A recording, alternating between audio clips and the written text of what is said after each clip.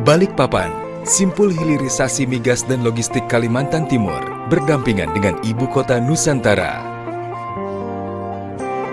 Bahwa kepindahan ibu kota negara ke Nusantara adalah bukan hanya pindah istana presiden, tetapi yang ingin kita bangun adalah budaya kerja baru, mindset baru.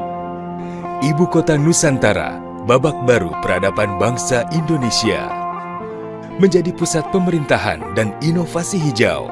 Walaupun kita harus berpikir bahwa IKN Nusantara ini kan Indonesia sentris, nggak boleh lagi Jawa sentris dan juga nggak boleh Kalimantan sentris, tetapi kita ingin mengangkat juga budaya lokal ke dalam berbagai hal di mana keseharian kita juga nanti akan diwarnai. Dibangun dan didirikan berdasarkan Undang-Undang Nomor 3 Tahun 2022 tentang Ibu Kota Negara. Menuju visi Indonesia 2045.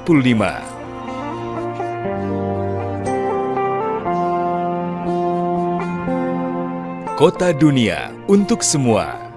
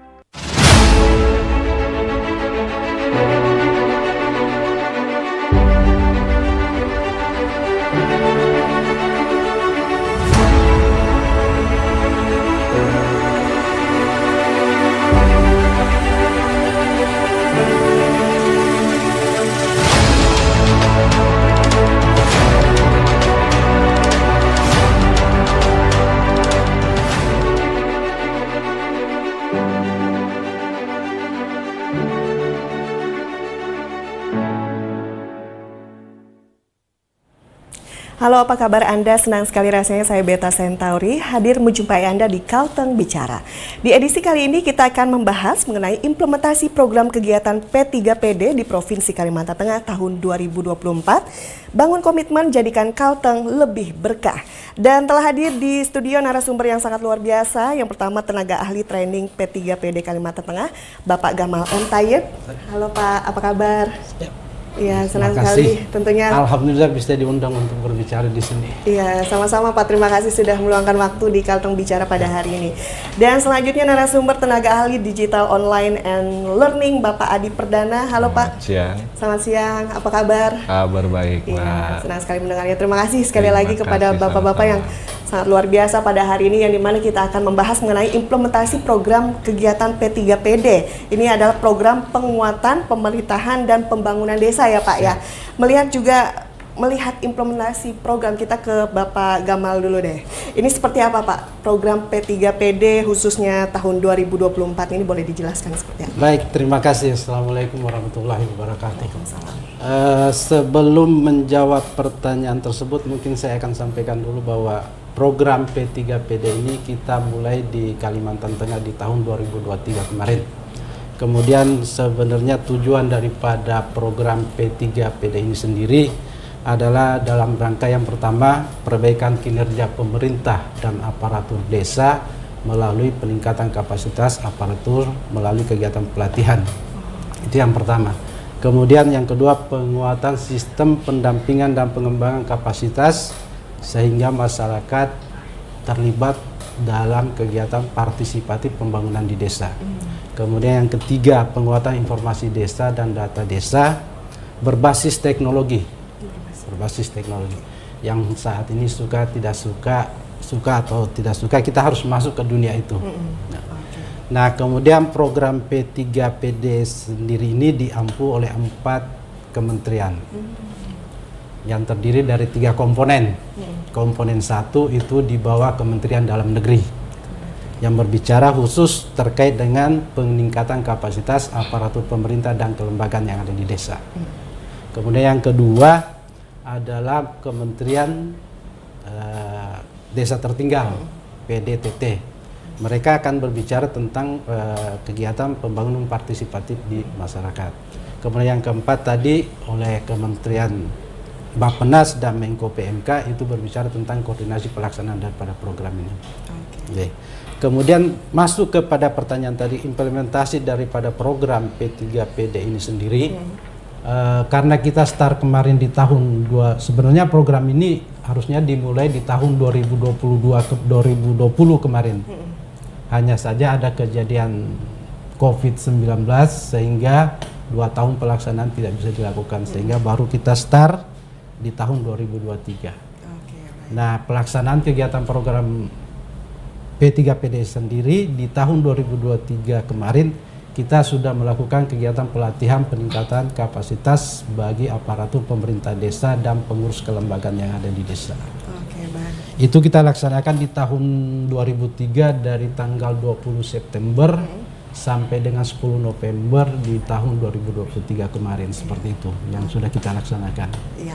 Jadi yang perlu digarisbawahi bahwa ini adalah peningkatan, bagaimana meningkatkan kapasitas SDM di desa, begitu ya Pak ya, dengan kolaborasi dari 4 kementerian yang disampaikan. Oke. Dan ini juga melihat ruang lingkupnya sendiri ini seperti apa Pak dari program P3PD ini? Ruang lingkupnya bahwa kita melakukan kegiatan pelatihan tadi itu dari untuk kita di Kalimantan Tengah sesuai dengan surat keputusan daripada Central Project Implementing Unit dari Kementerian Dalam Negeri, dalam hal ini Dirjen Bina Pemerintahan Desa, itu dilaksanakan di 33 provinsi. Khusus untuk di Kalimantan Tengah itu kita dari 13 kabupaten, kota tidak masuk ya. 13 kabupaten itu ada 11 kabupaten yang menjadi lokus daripada program kegiatan ini sendiri.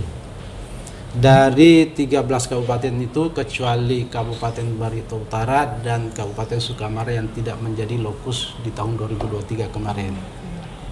Kemudian dari 11 kabupaten itu ada sebanyak 1.310 desa yang menjadi lokus daripada kegiatan program ini. Hanya pada saat pelaksanaan kegiatan pelatihan di tahun 2023 kemarin sesuai dengan surat daripada CPMU, Ketua CPMU itu hanya ada untuk di tahun 2023 itu kemarin kita ditetapkan ada sebanyak 1.177 desa yang menjadi lokasi untuk dipanggil mengikuti kegiatan pelatihan yang semuanya kita pusatkan di Palangkaraya kemarin. Yang saya bilang tadi dilaksanakan dari tanggal 20 September sampai dengan 10 November 2023 kemarin. Baik. Itu yang jadi, kita laksanakan. 11 kabupaten dengan 1.300-an 1.310 desa ya yang Pak, ada di 11 kabupaten. Tapi yang mengikuti tadi mengikuti sesuai dengan surat daripada Central Project Implementing Unitnya dari Ketua CPM-nya itu ada sebanyak 1.177 desa. 1.177 yang menjadi lokus pada saat di tahun 2003. Sehingga pada saat pelaksanaannya kemarin ada yang hadir pada saat pelaksanaan kemarin itu ada sebanyak 1.002 desa saja yang bisa hadir. Ada memang ada sebanyak 175 desa yang tidak hadir di tahun 2023 kemarin. Ada beberapa hal yang menjadi penyebab ketidakhadiran pada saat itu. Baik, kita ke Pak Adi Perdana ini. Tadi juga pelatihan pastinya untuk aparatur desa begitu ya Pak ya. Ini boleh dijelaskan pelatihan apa saja yang dilaksanakan Pak? Baik, jadi saya cerita dulu nih. Ya, silakan Pak. Boleh, silakan. Karena selama ini desa dari sejak 2015 itu sudah mendapat dana desa dengan Undang-Undang Desa Nomor 6 2014. Sekian banyak uang negara nih yang mungkin ya dikelola dari 2015 itu kan sekitar 300-400an juta gitu kan, sampai yang sekarang hampir 9 tahun, udah 9 tahun ya, 9 tahun berjalan Undang-Undang Desa itu sudah ada yang mencapai 1 M lebih per desa. Nah sementara 9 tahun ini ya mungkin ada beberapa kabupaten, ada beberapa provinsi yang mengadakan pelatihan-pelatihan. Nah, dari sekian banyak itu ada intervensi ya ini dari pusat, yaitu program kita di P3PD khusus SDM-nya. Nah, jadi karena di desa itu begitu kompleks sebenarnya. Permasalahan-permasalahan, kita bayangkan aja kepala desa harus mengerti hukum, keuangan, administrasi desa, dan aturan-aturan hukum itu selalu berubah sebenarnya setiap saat. Ada pergantian, pembaruan, di mana supaya terjadi transparansi dan lain-lain, supaya penggunaan dana desa itu efektif. Nah, jadi kita di Kemendagri khususnya di Dirjen Bina Pemdes ini ada intervensi positif lah. Dari sekian tahun itu, 9 tahun itu program nasional diluncurkan P3PD khusus SDM-nya. Jadi diharapkan dengan adanya SDM ini, terobosan ini pancingan juga sebenarnya kepada daerah agar lebih terorganisir. Nah, terkait dengan yang di bidang saya di digital, ini suka dan tidak suka ya sebenarnya ya. Zaman sekarang udah digitalisasi, zaman sekarang serba internet. Nah, jadi diharapkan ada perubahan sikap dari kepala desa yang biasanya yang mungkin harus pakai kertas, lain-lain gitu kan. Nah, terus juga di sisi pelatihan juga ada kelebihan dan kelemahannya. Dari kelemahannya mungkin tidak bisa interaksi langsung terhadap pelatihnya. Pelatihnya pun tidak bisa melihat nih, oh apakah pesertanya fokus atau tidak, itu kan sebenarnya. Nah, jadi dengan pelatihan LMS ini sebenarnya pertama sih yang paling menonjol itu penghematan biaya. Jadi kita tidak menggunakan hotel, tidak menggunakan ini. Nah, jadi pola pelatihan ini yang ingin diterobos, dirubah sebenarnya, ingin dirubah oleh pemerintah Republik Indonesia supaya ayo kita beralih. Negara-negara maju udah beralih semua kan. Ibaratnya tren-trennya pelatihan online ini sebenarnya semenjak COVID. Nah, jadi kan semenjak COVID itu kita melihat nih sering tapi LMS yang dibangun Kemendagri ini berbeda sedikit. Nah, kita juga akan mereview pelatihan-pelatihan tatap muka, pelatihan online. Nah, jadi setelah kita review itu ada hal-hal yang memang harus diperbarui. Pertama mungkin kontennya yang menarik. Ya mungkin yang nggak suka baca kita kasih video. Terus yang suka membaca, ya mungkin kalau orang tua hurufnya kita besarin. Nah, sehingga orang-orang yang dulunya tidak suka misalnya belajar, itu kita rubah sistemnya. Gimana supaya menarik dalam pembelajaran dan sesuai dengan tupoksi dari aparatur dan lembaga desanya. Nah, terus untuk pelatihan-pelatihan kita kemarin ada 7, mungkin Pak Gamal ini yang bidangnya. Jadi jenis pelatihan yang kemarin di tahun 2023 itu yang kita laksanakan itu khusus untuk secara keseluruhan sebenarnya ada 8. Tapi kita untuk Kalimantan Tengah kita hanya mendapat 7 jenis pelatihan. Pelatihan aparatur desa sendiri, pelatihan dasar, kemudian untuk kegiatan pelatihan PKK juga ada karena PKK menjadi unsur di dalam desa. Kemudian ada pelatihan BPD, kemudian LKD, Lembaga Kemasyarakatan Desa, dan Lembaga Adat Desa juga. Kemudian untuk kegiatan posyandu, kemudian kerjasama desa, dan ada untuk batas desa. Ada satu jenis pelatihan yang kita tidak dapat kemarin yaitu frontline kecamatan, itu berbicara tentang pesertanya adalah pihak kecamatan.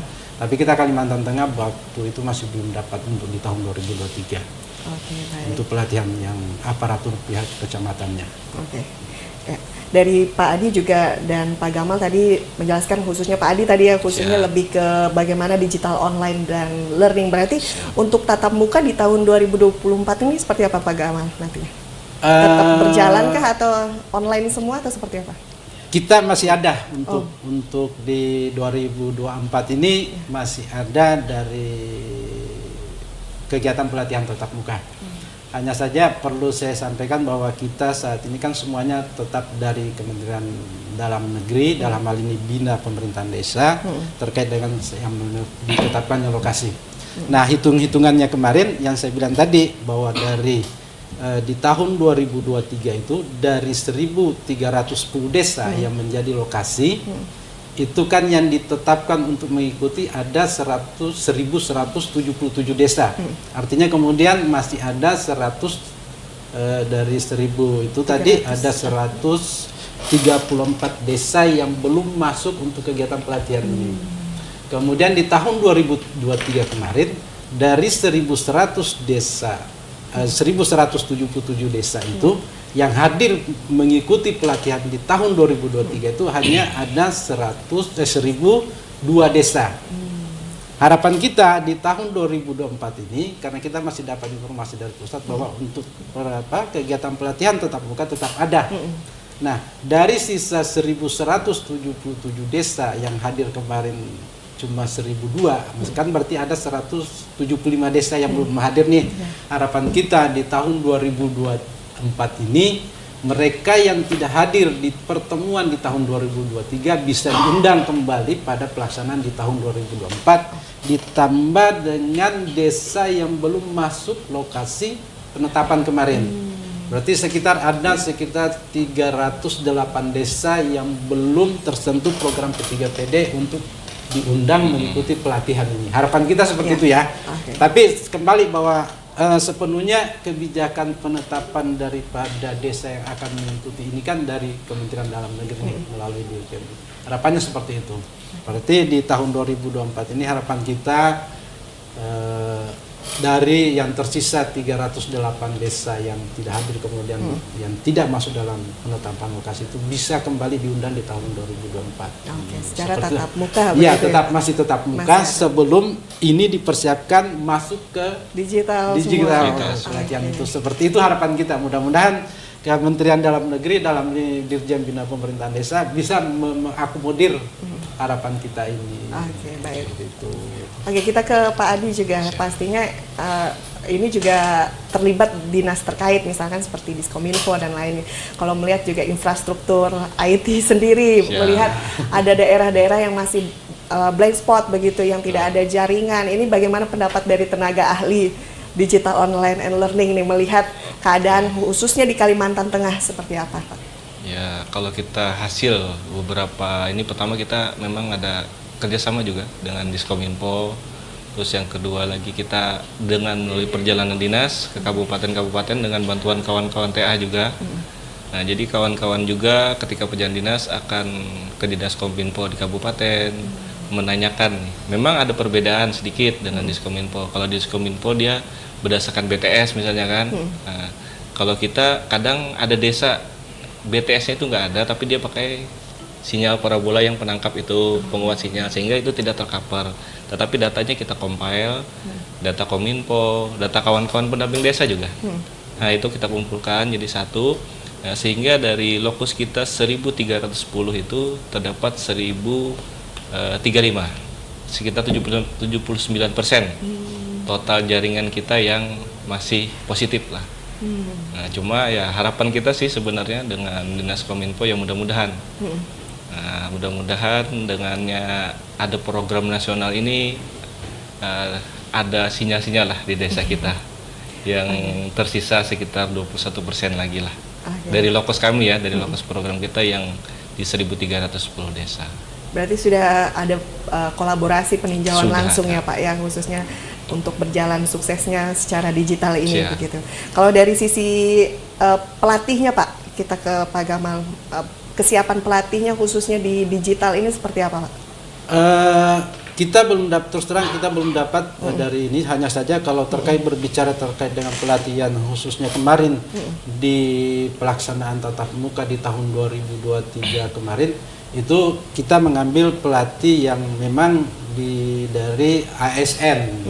Nah, itu pun pelatihnya kita ambil dari Dinas Pemberdayaan Masyarakat dan Desa Provinsi, Kabupaten dan Kota. Kita libatkan 11 kabupaten ini yang untuk menjadi pelatih. Nah, dan ada hal yang unik daripada pelaksanaan pelatihan di tahun 2023 kemarin. Jadi unsur pelatih dalam hal ini itu dari dinas-dinas terutama Dinas Pemberdayaan Masyarakat dan Desa baik provinsi maupun kabupaten. Kemudian ada materi yang memang kemudian kita bagaimana menggugah daripada desa itu nantinya. Nah, materi itu terkait, ada tambahan materi dari materi terkait dengan kepemimpinan. dan materi kewirausahaan. Nah, unsur narasumber yang kita ambil kemarin pada saat pelaksanaan pelatihan di tahun 2023 kemarin itu khususnya untuk materi kepemimpinan itu kita libatkan dari Kodam 12 Tanjung Pura, dalam hal ini Korem Pandu Panjung. Pusat pelatihnya dari Dinas TNI, kemudian dari Polda Kalteng juga kita gunakan, kemudian dari Dinas Kesbampol itu berbicara terkait dengan kepemimpinan. Nah, khusus untuk kewirausahaan ini dalam upaya ya, harapan kita dengan upaya kewirausahaan ini peserta pelatih dalam hal ini kepala desa dan aparaturnya yang datang dan pengurus kelompok yang pengurus kelembagaan yang hadir pada saat pelatihan itu harapannya bisa membuka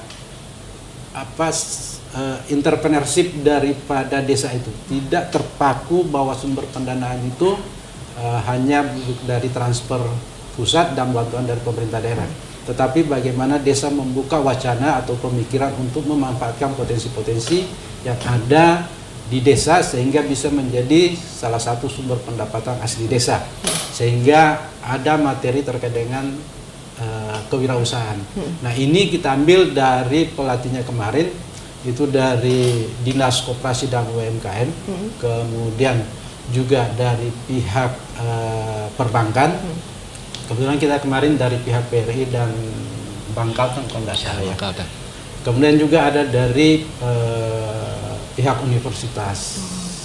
Nah, dua materi ini yang menjadi menjadi yang mungkin yang pertama dilakukan bahwa ada keterlibatan kegiatan pelatihan bagi kepala desa dan aparatur dan kepengurusan kelembagaan yang ada di desa itu memberikan materi terkait dengan kepemimpinan dan kewirausahaan. Ini kita harus merubah pola pikir masyarakat desa bahwa tidak hanya terpaku sumber pendanaan itu hanya melalui dana transfer pusat. Yang dalam ini kalau kita berbicara terkait dalam ini dana desa yang diamanatkan di dalam Undang-Undang Nomor 6 Tahun 2014, kemudian bantuan dari pemerintah daerah, itu bukan, kita berharap ada wacana atau pemikiran dari desa ini untuk mengembangkan potensi yang ada di desanya. Oke, baik. Jadi kewirausasahaan pastinya juga dan kepemimpinan gitu ya Pak ya. Dan di 2024 ini pasti akan dijalankan lagi. Pasti insya Allah akan dijalankan seperti itu. Kalau melihat dari antusias peserta di 2023 ini seperti apa Pak? Boleh diceritakan? Antusiasnya dengan materi-materi yang luar biasa pastinya yang diberikan dari program ini. Ya, alhamdulillah kebetulan kami saya dan teman-teman yang ada di RMC 5, kalau kami disebut dengan RMC 5, Regional Manajemen Konsultan 5, khusus kita wilayah Kalimantan ini kita berada di Regional 5. Ada sebagian yang, bukan sebagian, hampir ini cuma kami bergantian untuk turun ke lapangan. Kita melakukan saat ini kita ditugaskan dari Kementerian Dalam Negeri untuk melakukan monitoring evaluasi. Di samping itu juga kita mencoba menanyakan, mengkoreksi apa yang kita sudah lakukan setelahkan di 2023. Alhamdulillah bahwa masyarakat desa dalam hal ini kepala desa dan aparaturnya dan pengurus kelembagaan yang kita undang hadir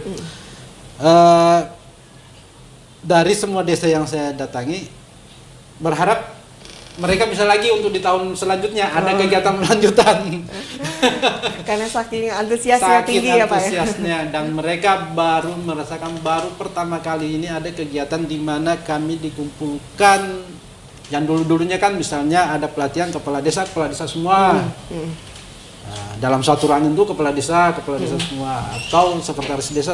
Ini kita jadi kembali bahwa setiap desanya itu unsur yang diundang itu ada kepala desa, sekretaris desa, atau kasih atau yang mewakili. Kemudian ada juga daripada pengurus kelembagaannya BPD atau Posyandu. Jadi materinya disesuaikan dengan 7 jenis kegiatan pelatihan itu. Jadi terkumpullah mereka di dalam satu ruangan itu dari setiap desa. Yang kami coba kemarin itu dalam satu ruangan itu ada 8, karena batasan yang diberikan dari kementerian itu maksimal untuk satu kelas itu ada 32 orang. Jadi ada 8 desa yang di dalam.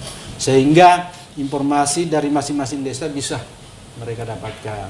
Yang selama ini mungkin mereka, oh ternyata di desa ini sudah melakukan kegiatan wirausaha seperti ini. Kenapa kita nggak melakukan itu?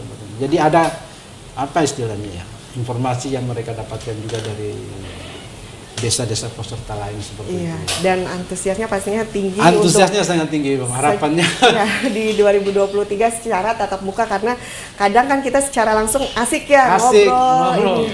Kalau melihat dari sisi digital nih, ini kan penggunaan LMS nantinya. Kadang kan, wah ini balik lagi kok malah balik laptop. Ada yang mungkin ada beberapa pendapat seperti ini. Ini bagaimana Pak untuk strategi yang dilaksanakan dari tenaga ahli digital online? Sangat menarik sebenarnya. Saat kunjungan lapangan, saat koordinasi dinas, banyak yang pesimis. Tapi kita optimis. Harus optimis. Harus gitu. optimis. Karena memang kalau kita lihat pelatihan-pelatihan yang sudah dilakukan itu dipelajari juga oleh Dirjen Bina Pemdes, oleh Kemendagri kan. Apa sih sebenarnya yang membuat ini gagal? Ya misalnya nih kalau orang Zoom, virtual meeting gitu kan, kadang-kadang orangnya masak, layarnya ditutup gitu kan. Nah, jadi hal-hal seperti itu. Nah, jadi di LMS ini dia ada dua, sinkronus dan asinkronus.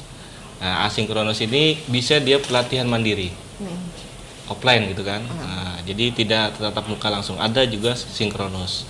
Nah, di sistem sinkronus ini juga disusun, beda dia. Nggak bisa yang pesertanya yang kabur itu nggak bisa. Harus off, Harus on cam. harus stay dia on cam. Terus yang juga kita bikin nyusun juga ada tata tertibnya. Terus yang kedua juga ada peraturan yang ibaratnya nanti di sela-sela diadakan, misalnya pertama lesson plan, baca ini dulu, baca modul sekilas gitu kan. Terus yang kedua lagi video grafik, infografis atau video-video yang menarik lah, yang terkait dengan pembelajaran. Yang ketiga mungkin bisa langsung kuis. Oh, Langsung kuis dan ada nilainya gitu kan. Nggak bisa dia melewatkan itu. Terus juga di pelatihan yang mandiri juga sama tahapannya, sehingga akan kelihatan di sistem ketika dia melihat di pembelajaran tahap 1, tahap 2, dia nggak bisa lompat ketiga. Akan kelihatan di sistem, oh dia baru sampai 2 nih, nggak bisa ketiganya. Nah jadi kita jelaskan juga mungkin ke pemerintah daerahnya, Pak ini sebenarnya seperti ini loh. Beda dengan yang mungkin ya Zoom virtual meeting biasa, beda. Nah jadi di sini langkah-langkahnya nanti sistemnya pertama memang harus aparatur desa yang benar-benar aparatur desa yang ikut. Jadi terdaftar, kita daftarkan, nanti ini lagi identifikasi kita kan desa-desa mana yang akan terlibat nih. Nah jadi mungkin sedikit melenceng, itu sekitar dari total keseluruhan desa di Indonesia 95.000 sekian itu ada 40.000 mungkin di bawah di tahap pertama ini untuk pelatihan LMS. Dari 40.000 ini kemungkinan besar ya, kita tidak bisa menyatakan ini benar atau belum, ini belum ada surat, cuma ada ancar-ancar ketika virtual Zoom kemarin, Zoom meeting sama Kemendagri itu sekitar 75%. 735 desa untuk Kalimantan Tengah. Dan syaratnya adalah desa yang udah pernah pelatihan tatap muka di bidang keagamaan tadi. Sudah tatap muka dulu begitu ya. Jadi yang udah tatap muka boleh ikut. Nah, terus dia harus mengupload juga nanti mungkin SK dia sebagai Kades, SK dia aparatur, kode desanya lengkap. Nah, setelah dia selesai akan dapat sertifikat dari Kemendagri. Nah, ini yang akan dirubah. Perubahan-perubahan ini yang mungkin nanti akan ke arah regulasi, ke arah mungkin sesimpelnya seperti ini. Aparatur desa baru wajib mengikuti pelatihan. Ya nggak mungkin kan dia nggak paham sama sekali dengan apa yang dikerjakan dia. Nah jadi mungkin ini arahnya nanti output terakhir mungkin nanti di legasi kita adalah regulasi yang mengikat desa. Nah, mungkin dukungan juga sih, dukungan dari provinsi, kabupaten. Nah mungkin nanti lagi digodok juga oleh Kemendagri ini regulasi seperti apa. Sehingga desa kita ini tidak tertinggal lah, tertinggal terutama kan ini sudah zaman digital. Itu harapannya. Oke. Kalau untuk melihat apakah ini kan pastinya ada menggunakan hardware, software begitu ya Pak ya, pastinya dengan LMS. Apakah dari kawan-kawan di program ini ada bantuan khusus kah untuk desa, seperti apa melihatnya, apakah bantuan secara sarana prasarananya juga ditambahkan atau seperti apa masuk di pengelolaan dana desa begitu juga atau gimana Pak? Sampai sekarang belum ada sih beritanya. Ya siapa tahu ya. Nah, siapa tahu. Nah, tetapi kami tetap ini dari Kemendagri kemarin ada penugasan, kita tanggal 2 Februari kemarin. 2 Februari itu ada penugasan dari Kemendagri khusus. Jadi kita diminta mendata pertama desa yang jaringannya ada. Ini belum baru jaringannya ada ini. Jaringannya baru ya, Belum Pak? tentu kuat lagi kan. Nah, ini ada pemilahan lagi nanti. Terus yang kedua lagi infrastruktur yang dibilang Mbak tadi. Nah, misalnya desa ini memiliki 2 laptop, 4 PC. Nah, PC-nya bisa nggak connect internet lagi? Nah, terus kita evaluasi lagi nanti jaringannya itu paling nggak ya seminimal mungkin bisa buka YouTube lah. Kadang ya memang saya ketika ada kunjungan ke lapangan sinyal di HP 4G tapi nggak bisa buka apa-apa. Nah, hal ini yang kita evaluasi bersama, makanya perlu dukungan semua pihak. Jadi kita ke kabupaten, ke Diskominfo, ya memang kita dapat data 4G ketika di lokasi 4G, tapi belum tentu bisa mengakses. Nah, sementara sistem LMS ini dia ada sistem web, ada juga Android. Bisa pakai Android ya. Nah, jadi Android ini mungkin memudahkan peserta pelatihan yang desa-desa gitu kan. Dan juga keuntungan di LMS ini semua nanti aparatur desa ini bisa dilatih. Kalau tetap muka mungkin 4 orang yang bisa kita undang. Nah, kalau ini kita akan mengundang mungkin bisa semua ikut pelatihan. Dan juga di LMS ini berbasis kebutuhan. Kita berbasis kebutuhan. Apa sih? Tapi karena nih awal-awal kita coba dulu mungkin intervensi dari pemerintah Indonesia ini kan supaya ada perubahan lah. Perubahan mindset, perubahan pola pikir dari pemerintah desa. Ya mau nggak mau. Karena kalau tidak berubah secara digital, mungkin kita jauh tertinggal nanti. Oke, baik. Berarti berbicara materinya sesuai kebutuhan begitu Sesuai ya, Pak? kebutuhan. Melihat kebutuhan sebenarnya yang dibutuhkan desa nih, Pak, khususnya untuk aparatur. Kita ke Pak Gamal ini melihat bagaimana, Pak, untuk kebutuhan-kebutuhan sehingga desa itu bisa dikatakan, oke, ini desa akan maju, misalkan seperti itu. Apa nih, Pak? Variabel-variabelnya mungkin apa yang seperti apa kebutuhan? Banyak itu. Banyak itu sebenarnya variabelnya. Oke, Pak Gamal dulu. Ya, silakan Pak Gamal terlebih dahulu. Oke. Jadi terkait dengan itu bagaimana bahwa kemudian desa itu dinyatakan sudah bisa untuk itu ya pastinya kita mulai kepada sistem perencanaan pembangunan desanya itu sendiri. Kita startnya dari situ, makanya kemudian di komponen 1 ini ke dalam hal Kementerian Dalam Negeri ini mengambil bagian untuk di program P3PD ini itu mengambil di komponen 1 bagaimana upaya untuk melakukan peningkatan kapasitas. Itu dulu. Karena kan intinya semuanya pengelolaan anggaran di tingkat desanya. Nah, itu yang menjadi tolak ukur utama dulu itu. Kemudian terkait dengan kebutuhan apa yang akan diinikan, tentunya kan kita sudah secara keseluruhan desa sudah diinikan melalui Kementerian bahwa ini proses perencanaan harus melibatkan semua unsur yang ada di itu yang utama. Jadi makanya kemudian kenapa kemudian pada tahun 2023 dan 2024 ini apakah juga masih tetap dengan 7 jenis pelatihan ini dilakukan dan pesertanya juga berbeda, tidak satu desa itu ada 4 unsur yang kita undang sehingga pada saat proses perencanaan itu mereka memang betul-betul terlibat di dalam proses perencanaan sehingga apa yang disampaikan tadi berbasis kepada kebutuhan itu yang dilihat. Pada seperti itu. Oke, siap. Dari Pak Adi mungkin mau menambahkan, silakan. Ya, pertama mungkin dari sistem dulu. Nah, jadi kalau kita berkaca dari pelatihan-pelatihan sebelumnya tuh kadang ada pelatihan gitu kan, sampai situ habis. Ya, Nah, selesai di situ. selesai di gitu, situ. Pak. Jadi sistem di LMS ini nanti perubahannya itu seperti ini. Jadi pelatih ada narasumber juga di situ ikut di dalam LMS itu. Jadi nanti ketika ada misalnya aparatur desa dari A, nah sementara pelatihnya ini adalah orang-orang di provinsi dan kabupaten itu juga. Mungkin ya secara emosional lebih dekat kan akhirnya. Nah, terus yang kedua lagi nanti ada ruang pertanyaan di situ.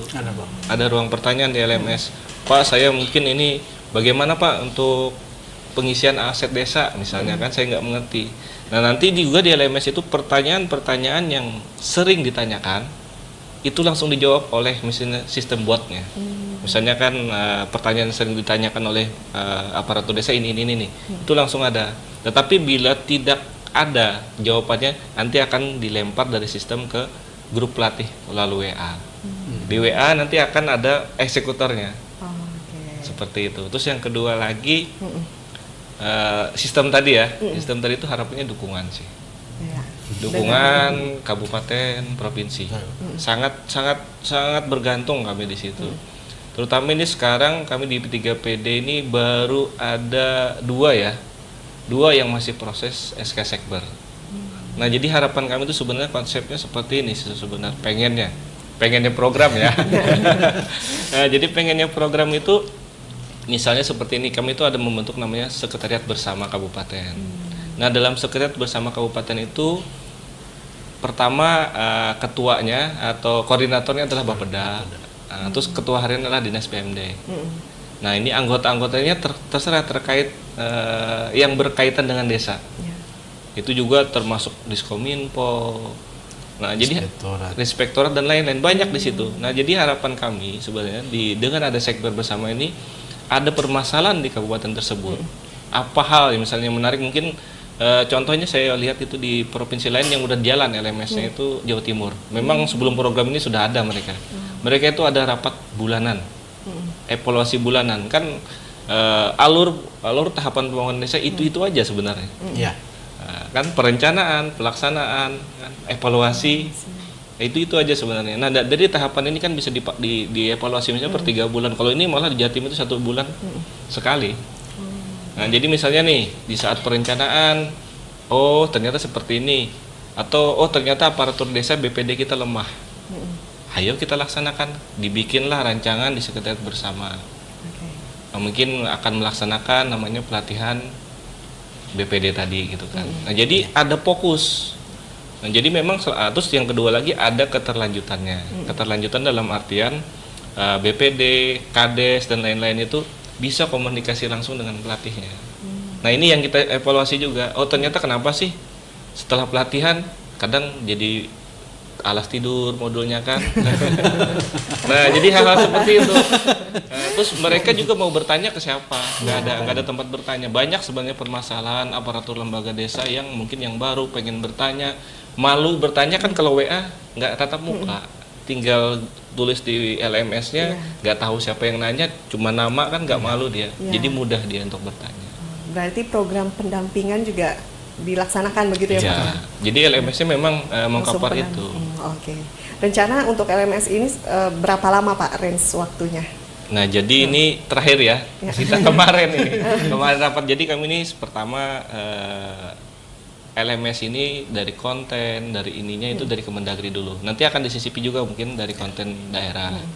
Nah, jadi di tahap pertama ini di Agustus baru manajemen konten dulu.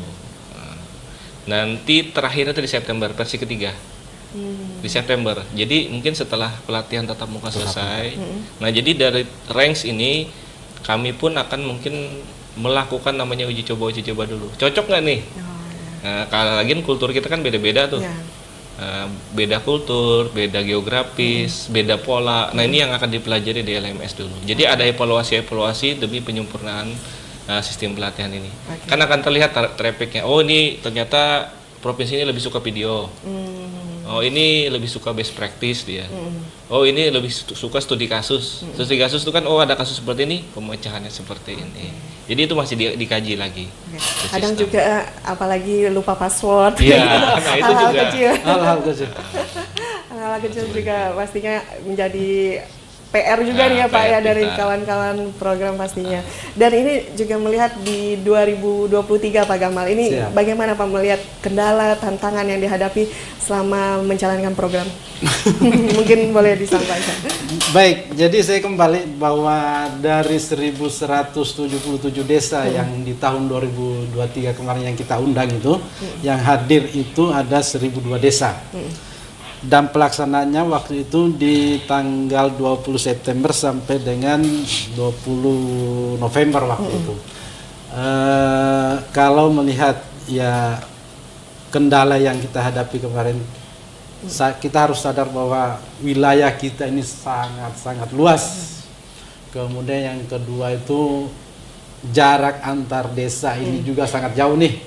Ini yang masih harus kita sadari juga. Kemudian yang seperti kita bahas juga tadi terkait dengan komunikasi, terkait dengan jaringan internet, sehingga beberapa desa kita yang memang blind spot gitu, jadi komunikasi mungkin undangannya tidak sampai, kita pakai ini juga mungkin juga terlambat itu yang memang kemarin juga. Kemudian juga pada saat pelaksanaan pelatihan di tahun 2023 itu ada kejadian luar biasa juga, mungkin khusus kita di Kalimantan Tengah terkait dengan kebakaran hutan dan lahan. Itu juga yang menjadi kendala, sehingga mungkin pada saat undangan itu bersamaan dengan kejadian di desa, kepala desa dan seluruh aparatnya tidak boleh keluar dari desa, harus amankan desa dulu daripada dia pergi ikut pelatihan di Palangkaraya. Itu kemudian juga pada saat itu kan juga musim kemarau.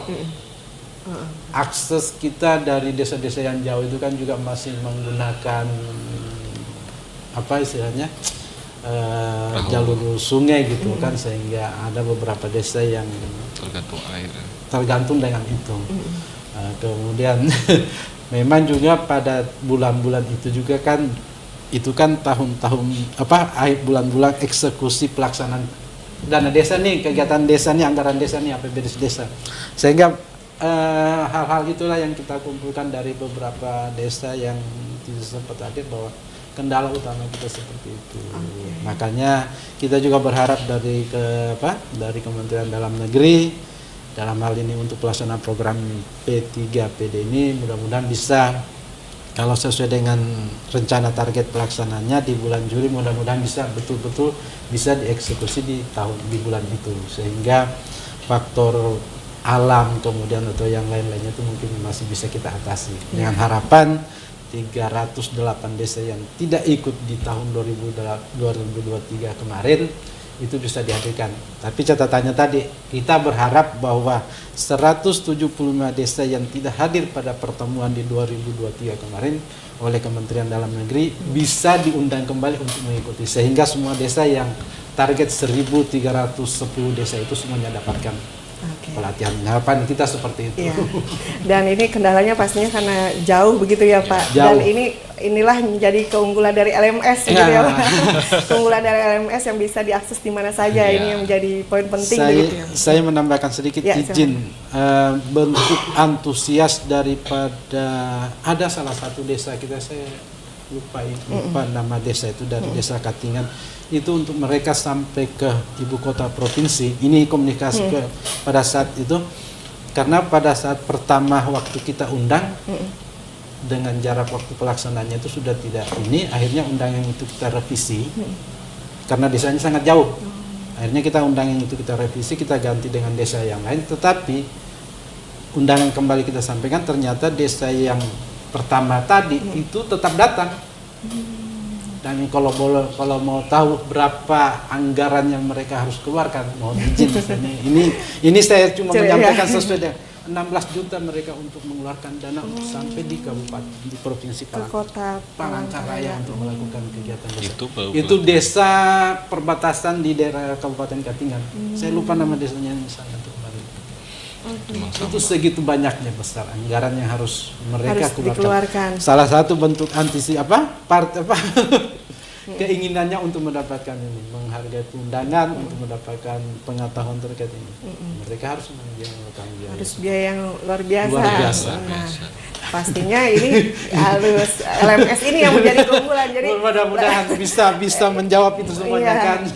Boleh disampaikan ke Pak Adi, mungkin ke para aparatur desa ataupun masyarakat desa dengan kelebihan LMS ini. Salah satunya tadi kan yang tidak harus mengeluarkan biaya sampai 16 juta ke Kota Palangkaraya gitu. Silakan Pak Adi. Ya ini kita tuh sekarang lagi evaluasi, lagi nyusun formula juga. Kan kalau pelatihan ini cenderung membosankan kalau di depan layar. Nah, jadi ini yang masih disusun. Bagaimana supaya pelatihan itu tidak membosankan, terus menarik perhatian terus juga mungkin ya mudah-mudahan bisa ketagihan jadi melatih lah ibaratnya, ikut dalam pelatihan tersebut. Nah, jadi nanti saat uji coba akan terlihat di saat uji coba. Jadi kita uji coba dulu nih, kontennya yang menarik seperti apa. Siapa tahu konten kedaerahan, belum tahu kan kita ini, atau misalnya animasi yang sekarang sering lagi tren kan, animasi, atau diselain lagu, nggak tahu kita nih, atau pakai ice breaking yang seperti apa. Nah, sehingga di dalam pelatihan mungkin 1 jam atau 2 jam mata pelajaran ibaratnya JP-nya itu sampai kuis, misalnya sampai evaluasi, itu dia tidak bosan. Harapan kita seperti itu. Nah, yang kedua juga sih mungkin harapan kita ada dorongan juga dari pemerintah itu kan, dari pemerintah, kabupaten, provinsi, bagaimana ada perubahan sikap lah Perubahan sikap yang dulu, kayak tadi kan 16 juta tuh. Seandainya mungkin dijadikan Bisa kembali tuh. bisa kembali. Atau misalnya dibikinkan bangunan apa gitu kan di desa lebih bermanfaat kayaknya daripada ikut pelatihan yang begitu besar dengan LMS ini kan. Terus yang kedua lagi standarisasinya sudah ada jelas. Pelatihan kita ini kayak kemarin yang dilaksanakan di 2023 itu berdasarkan beberapa evaluasi yang kita latih adalah yang standar dulu. Jadi semua itu dianggap sama. Jadi pelatihan dasar semua. Jadi nanti mungkin ya siapa tahu ya daerah mau bikin LMS, daerah mau bikin pelatihan sendiri. Nah harapannya ada standarisasi, setelah ini ada lanjutan lagi. Oh ternyata ini udah standar. Nah terus yang kedua pelatihnya juga dilatih oleh Kemendagri kan. Ada standarnya juga. Nah, jadi harapan kita itu tadi dengan adanya LMS, dengan adanya pelatihan ini ada juga pembandingnya nanti di akhir. Apakah desa lebih suka yang mana? Nah, tapi harapannya sih lebih suka LMS karena exit program kita LMS. Oke, apakah nanti bisa blended ya, Iya. campur begitu ya, Pak? Mudah-mudahan. Ya? Memang ada blendednya juga, Mbak. Ada blended. Berarti jadi- pelatih nggak datang ke daerah atau gimana? Jadi gini, blended dalam artian itu kan dia ada virtual. Virtual itu kan langsung tatap muka gitu kan, secara virtual. Ada yang blended itu virtual dan mandiri. Jadi mungkin pertama pelatihnya menyampaikan apa dulu, terus tata caranya. Nah, baru di blended dengan mandiri. Mungkin penjelasan kan, siapa tahu materinya agak rumit atau ada tugas apa yang seperti apa yang harus dijelaskan secara detail yang mungkin harus lebih didalami oleh peserta. Jadi di blended. Ada juga yang di sistem blended seperti itu. Oke, baik. Tapi untuk pelatih ke desa tersebut masih belum tahu ya, Pak ya? Belum. Ini sebenarnya yang di sekber tadi, Mbak. Nah, tadi kan harapan kita di sekber provinsi tadi. Sekber provinsi tadi itu harapan kita dengan adanya sekber provinsi itu mengidentifikasi keseluruhan. Misalnya contoh nih, kalau di sekber provinsi itu data kemiskinan aja kemungkinan harapan kita jangan berbeda ya. Dinas sosial, dinas PMD, dinas apalagi yang mempunyai data kemiskinan. Misalnya BLTDD ya contohnya di P3MD yang sekarang. Itu mungkin di setiap dinas ada yang perbedaan. Nah, harapan kita dengan ada sekber itu satu data muncul. Jangankan satu data, masalah pun akan tahu nanti. Oh ternyata kabupaten kita, desa-desa kita nih lemahnya di sini. Perlu kita pelatihan. Dibikinlah nanti di sekber itu sama desa-desa dianggarkan di APBDes. Oh kita bulan ketiga kan perencanaannya udah jelas. Bulan ketiga akan pelatihan BPD. Bulan 4 pelatihan ini. Itu yang tatap muka. Tambah lagi yang virtualnya kan bisa di blended tadi. Ya, oke. Jadi yang kata Mbak tadi pelatihnya bisa ke desa bisa. Dia ke kecamatan pelatihnya secara secara klaster. Nah, misalnya klaster ini misalnya contoh tadi ya ada kendala yang jaringannya yang blank spot ya Mbak ya. Kalau jaringannya blank spot otomatis susah untuk pelatihan. Nah, nanti mungkin itu bisa di satu kecamatan dikumpulkan. Nah, strategi-strategi itu yang masih kita gali yang mana sih yang lebih cocok. Oke, baik. Terakhir Pak, kita ke Pak Gamal terlebih dahulu singkat saja untuk sebagai closing statement terkait implementasi program kegiatan P3PD di Provinsi Kalimantan Tengah. Silakan Pak Gamal. Sepenuhnya kita berharap dukungan dari pemerintah Provinsi Kalimantan Tengah. Dalam hal ini Pak Gubernur alhamdulillah dukungannya terhadap program ini dan juga kita akan mencoba bersama-sama mewujudkan juga apa yang menjadi cita-cita daripada beliau dengan program yang ada di Dinas PMD-nya yaitu Lewu Pancasila Berkah. Itu juga bisa kita harapkan kita bisa program ini bisa mendukung itu. Demikian juga untuk pemerintah kabupaten bisa memberikan dukungan terhadap daripada program ini. Kemudian kalau boleh saya mengutip yang terakhir daripada mudah-mudahan saya nggak salah kutip nih daripada perkataan daripada pendiri bangsa ini bahwa Jakarta tidak akan terang hanya satu obor di Jakarta, tetapi Jakarta akan terang dengan lilin-lilin yang menyala di desa-desa. Di desa. Harapan seperti itu. Oke, luar biasa Pak Gamal. Pak Adi sebagai closing statement singkat saja silakan. Ya, pertama terima kasih dulu nih kita udah hadir di TPRI. Terus yang kedua lagi ya harapan kita yang paling saya titik beratkan tadi adalah dukungan supaya desa-desa bisa berubah, baik itu pola pikir, perubahan dalam pembelajaran juga.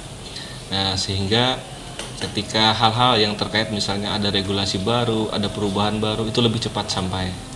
Nah, terus yang berikutnya, mudah-mudahan Kalteng seluruh jaringan internetnya lancar di desa. Amin. Baik, terima kasih tenaga ahli digital online and learning Bapak Adi Perdana. Terima kasih. Tentunya juga tenaga ahli training P3PD Kalimantan Tengah Bapak Gamal M. Sayyid. Terima kasih banyak. Luar biasa tentunya kita membahas bagaimana implementasi program kegiatan P3PD di Kalimantan Tengah, khususnya persiapan untuk tahun 2024 ini, dan pastinya untuk bangun komitmen jadikan Kalteng lebih berkah. Lebih berkah. Baik, akhir kata saya Beta Centauri. Terima kasih. Sampai jumpa.